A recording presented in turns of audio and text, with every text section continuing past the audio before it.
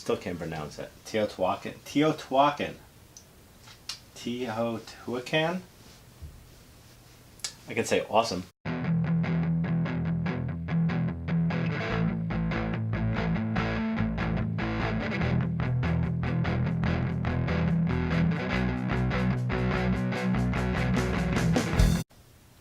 Hi, this is Rob. Welcome to Horsehead Bookends. So I had something else I was actually going to film, and well, I filmed it already. I was actually going to cut it and upload it today, but I just picked this up at my local store. I had it pre-ordered on Amazon, but for some reason they didn't know when it was coming in, so I swung by and wanted to see if they had it, and they did. Teotihuacan. This game is terrific. It was done by the designer of Tzolk'in, Tzolk apostrophe something. I haven't played that game, but I've saw reviews. People really like it. And Voyages of Marco Polo, another one I haven't played, but I want to. I saw this in a preview. Can't remember how long ago, but when I saw it and explained how the game went, I had to pick it up. I didn't pre-order it ahead of time, so I kind of had to chase it down. I did find it. It's so good. It's like a dice worker placement with, there's a set collection aspect, and it's tell you what, let's go to the table and take a look at it. I'm not going to teach you how to play, but I'll show it to you and explain it the best I can, and see if you enjoy it. Alright, so here we're going to take a look at what's in the box for the game. Now, I've punched this already, so I've just redispersed all the parts into little bags. So here, right here, right on top. Now, this is a promo piece for Dice Sellers that you got with the game. Now, in Dice Sellers, you got a promo for I can't pronounce it, but anyway, you get the picture. Rulebook, very great. It's everything is very crystal clear, spelled out for you. Now, here are the tiles. They are wooden. They feel like plastic, but they're very light. These are your dice, which are basically your workers. Oops, dropping some pieces. Alright, those are some of the discovery tiles. Those are technology and some of the royal tiles. Now, you're not going to use some of these tiles in your first game, just because everything is printed on the board itself. There you got the wood.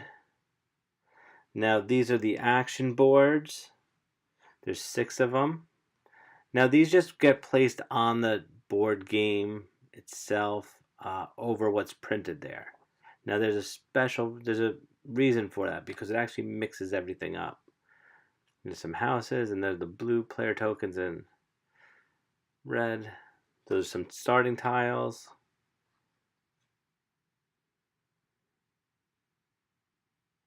And there's the board itself. So let's open it up.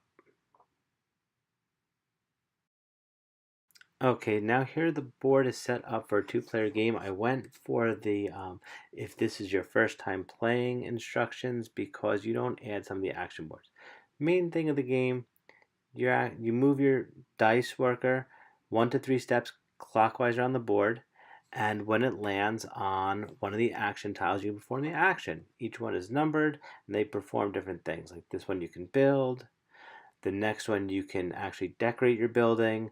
You can get houses. Then there's your gold farm, which is on the top left. This other one in the middle lets you collect cocoa and some resources. Then you have your stone. That's your technology. They're called different things, and that gets your wood.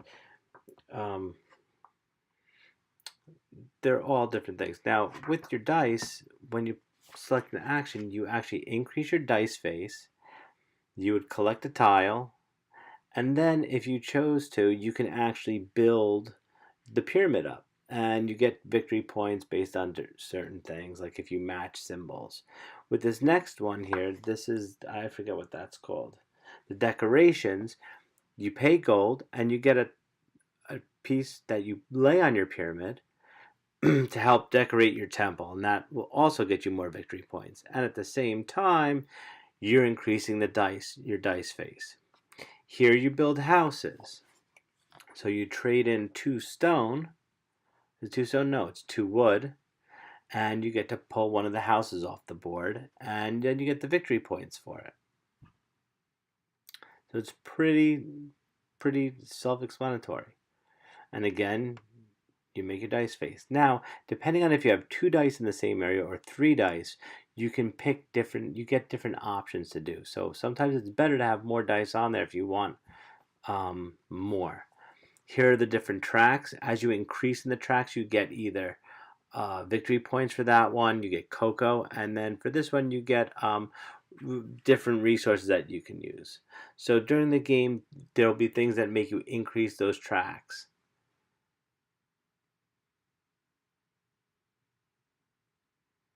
Now here over here is when you ascend, when your dice turns to number 6, there's a few steps you take, but in this rondel here, you can pick 5 cocoa, you can go up on the track, you can actually get your 4th worker, because you only start with 3 workers, and the 4th one you do have to unlock.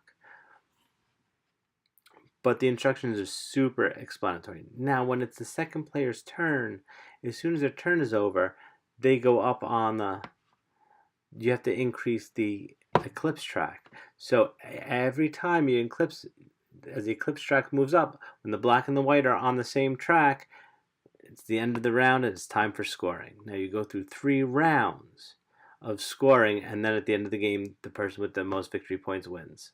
Now that's all crazy and hectic, but the rulebook really explains everything.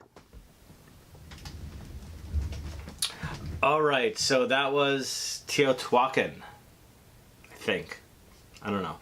Anyway, the game is terrific. It's definitely going to be on my top 10 of 2018, and I'm pretty sure it's going to be in the top 5.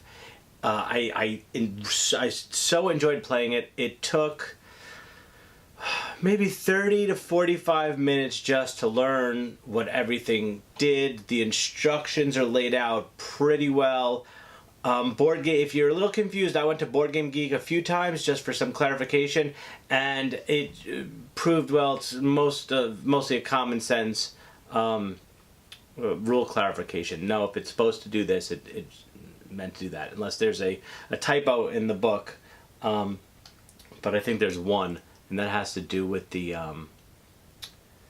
not the advancement. It's something on the little rondel where you're supposed to get 5 cocoa, but the book says get 6. Well, it's on the board, it says 5, and that's what you're supposed to get. It was clarified. So definitely try to play this game. If you can play it by the end of the year, play it next year, play it the year after. This is something I feel you'll find a home for it in your collection somewhere. It's that good. So until next time, talk to you later.